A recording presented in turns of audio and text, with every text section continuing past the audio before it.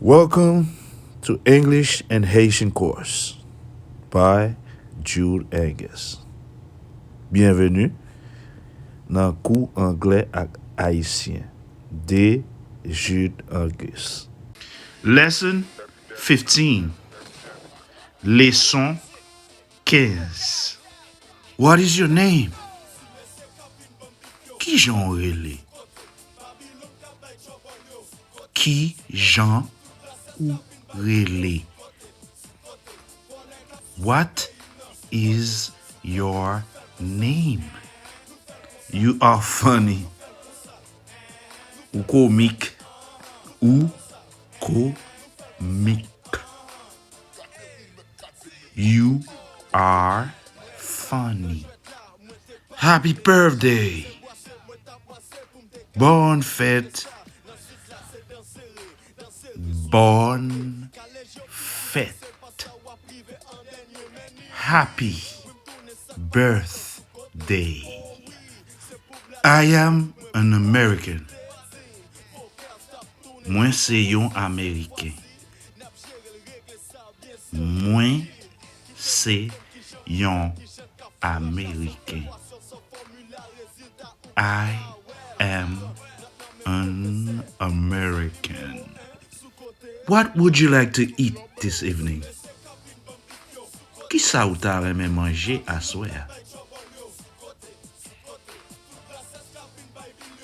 Qui sa ou ta reme manger à soir?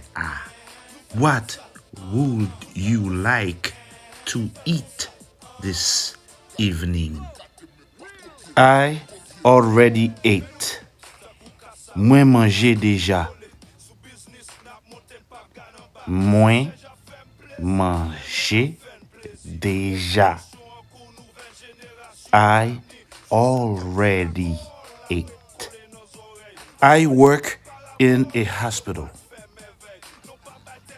Moi ap travay nan yon l'hôpital. Moi ap travay nan yon l'hôpital. I work in a hospital. I am 25 years old. Moi gen 25 l'année. Moi gen 25 l'année. I am 25 years old.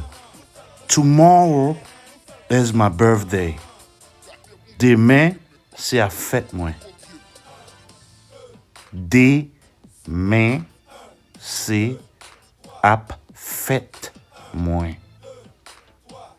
Tomorrow is my birthday. Have a nice trip. Bon voyage. Bon voyage.